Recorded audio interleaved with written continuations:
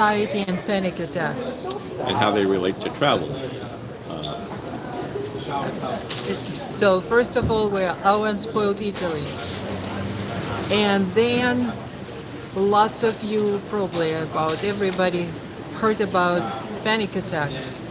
And And some of you may have had panic attacks, and some of you may not travel because of your panic attacks. true. So some of you also might wonder what happens if you get on the plane and you find out that you are not able to proceed. So today we will tell you from our personal experience. First of all, our daughter Anastasia was traveling with us to California for vacation, but she lives in Paris, and yesterday she had to fly home to Paris. And because she had all the anxieties before that, she already had a very hard time. There's a lot of stress. Stress. She'd been here for a little with us for a while, and the stress of going back and leaving and getting back into her life there kind of all builds up, and sometimes that makes actual traveling difficult. True. So yesterday, going to the airport, she already was very stressed. She prepared to have maybe a little pill, but she didn't know how it will affect her, what will do, and actually it didn't do anything. So she's coming to the plane. And that's something too. We've heard it before, and sometimes you forget. If you are a person prone to panic attacks,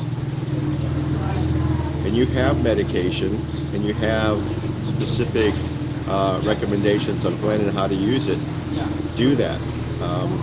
My daughter is always trying to do her best not to have to deal with medication and to try to just make it through. And first thing to remember is you don't have to suffer to travel. You don't have to suffer because of your panic attacks. If you've got something that you've been prescribed, use it like it was directed, and don't try to be happy for the rest of your traveling party. You got something to deal with, go ahead and deal with it. So we went to the airport, and we got the ticket, and the whole thing ticket went through to and she had been doing pretty well with that throughout this process, but it was kind of a stressful She was already situation at the ticket gate where it added to it. She was pretty much coping with everything until we started dealing with or she started dealing with the at the ticket counter with some issues with their tickets. So she cried, she didn't want to leave. She went, so then after that she went up to the people. She had the ticket also, the seat right in the middle of the middle row. So she was talking about that she had a hard time, and they said, no, don't worry, you will do everything when you get to the plane. So So that's another thing to remember. If you do have issues, bring it up right away at the ticket counter. They can flag your ticket. They can flag, have people to help you once you get to the gate. well, they didn't. They didn't. Actually didn't. This time, it's very strange that they didn't, because as far as I know, a stewardess is even trained to notice these people, so they would help more, so they would do something, make their And that was flight this is tip actually. number 2. When you get to the gate, if you go check in, tell them, ask them if they've been notified about you. If they haven't, explain it to them. Again, they don't want you to have an attack. They want to make your trip as pleasant as possible. And if you're letting them know, you can let them know when they can help you. Well, this time they didn't help. No. So she get to the plane, and it was completely full. It was actually very badly management. because all the people were kind of went at the same time. They were It was a like free for all. some people were walking in, some were people walking out in the same Aisles. aisles because they couldn't find a place to put the baggage. And everybody brought too much baggage because no one wants to check anything anymore. So they bring oversized carry-ons, which I don't know why they let them bring them on. And it was mayhem. So the children were screaming, everybody were upset. Stewardess said right away that there is no place, they can't change anything. So she sat on her seat, and then she felt like completely panic attack hit her. So she gets up, the people are pushing and pulling and angry, and everybody trying to accommodate themselves, and she is walking to the door, and the door is already closed, and the stairs already left, and she's telling them, I have a panic attack, I have to leave. First of all, she was asking if it anywhere to get another seat or something, and they tell her, no, not at all, everything full, we can't do anything, go back to your seat. And she said, that's it, I need to leave this plane. So what they did, they actually had to contact the baggage. They had to bring back the jetway. They had to open the door. They had to let her out, and they gave her a number where she could go back and call them to reschedule her plane. Right, and they will pull your baggage up. Plane won't leave with your baggage if you're not on it. So they told her unfortunately, exactly where to go to pick her baggage. They told her exactly where to call to reschedule her plane. So she came back, and we were waiting because she had such a hard time. We were waiting there exactly by the passport control to know in case something would happen. So she came back. She had to call the number for her plane at the same time for today. But they also made sure she had a better seat. She tried to explain to him at one point that it would be easier for her to travel if she had an aisle seat. Instead, they put her in the middle of like a 4 or 5 row, right in the middle. So she had a bunch of people on both sides, and that triggers that, fear.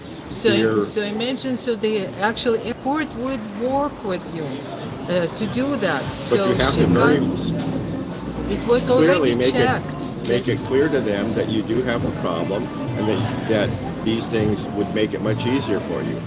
They don't want you to have a panic attack, so it's much easier for them to try to accommodate you. Obviously, when, like the situation that we had yesterday, it was a very packed flight. It's a very busy flying season, and everybody's trying to get the plane going, and they tend to brush things off sometimes to keep things going smoothly, but in the end, all they're doing is what happened with them on this flight. They're going to have to stop, open the door, bring everything back, and let you out. They could have accommodated her a little bit earlier, and she might have, talked to them a little more forcefully, and that's something you need to do if you're in this situation, is don't be afraid to tell them exactly what your problem is. So this time what we did, so first of all, we did something really positive. We were trying to have nice talking, walking, doing in the evening. We ate together, we talked, we went to the health food store, we talked to people there, we got the little drops under the tongue to make her calm. It's something natural.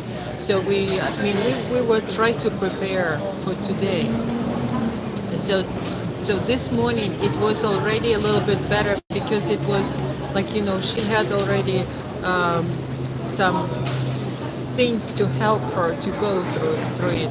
First of all, that she had already better seat. She already knew when we arrived to the airport, they already knew about her because it was on the computer set all not all the story, but at least they could see that she got her bag yesterday, that she was trying to fly yesterday. So it was they were very positive, and actually they were already she was already checked in. The only thing she had to bring her suitcase and leave there.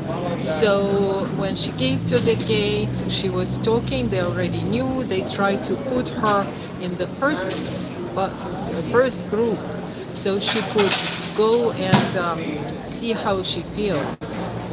And She then gets settled before it gets crazy. yeah, so this time was completely different. So she is in the air. They have a text message, so she already could text us that she was eating. That today was way different, way better. But the main message that we want to give to you in this video, that don't be afraid. Don't be afraid. If you have the problem like that, see, even if the runaway, if the what they call it, the thing already Jetway. left the jetway already out from. If Pulled you back. if pulled back, if the door is already closed, if everybody already in the seat, and you feel absolutely trapped, it's still possible to do something. They would understand.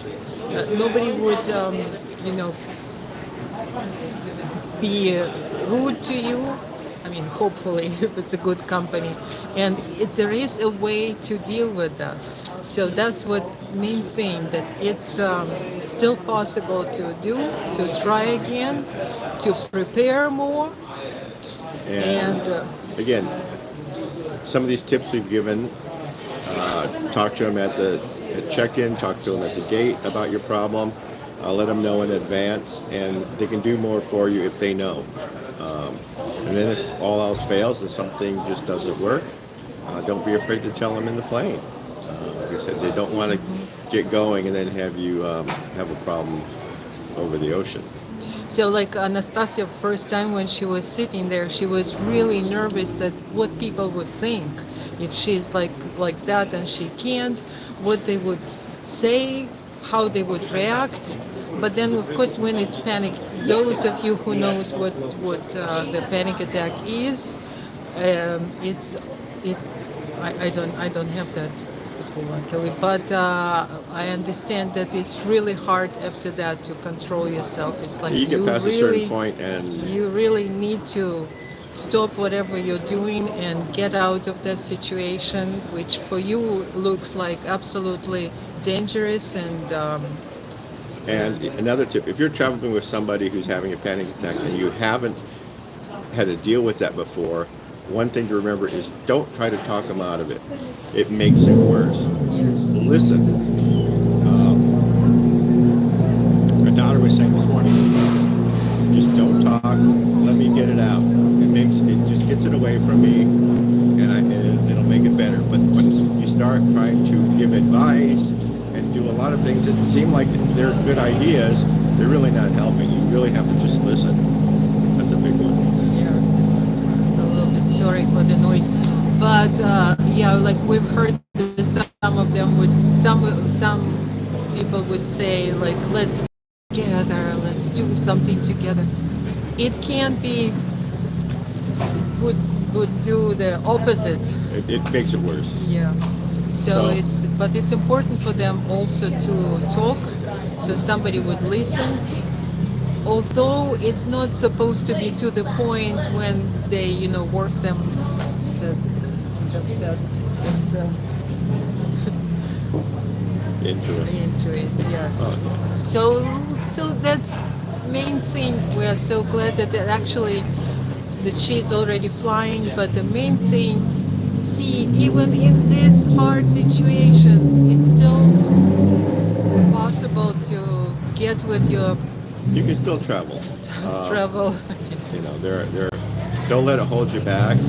Just learn ways. I mean, whether it's medication, whether it's just being able to talk about it, those all help. And don't be afraid to talk to people Right. and explain what you're going through. And I give my daughter a lot of credit. She's had anxiety and panic attacks most of her life, and traveling has been difficult, and that's one of the things she loves to do. And I'll give her a lot of credit for pushing through. And so occasionally when something doesn't work out, it's no big deal. We're not going to get upset about it. We'll come back tomorrow, kind of thing. But if she had let it overwhelm her the way it looked like it was going, she would have never traveled. And she would have missed out on a lot of her life. And the fact that she lives in Paris now is because of that traveling, and because she managed to find ways to deal with it. She spends a lot of time studying different ways she can reduce her panic levels, and it was worth it. So don't let that hold you back as much. I'm sure it can get bad enough you can't, but it's worth a try. I've seen it firsthand with Anastasia. Okay, so once again, we are Our Unspoiled Italy. Please check our channel, Subscribe, subscribe, hit the like button. everything. And we will Everything. see you next time. Thank you. Bye. Bye.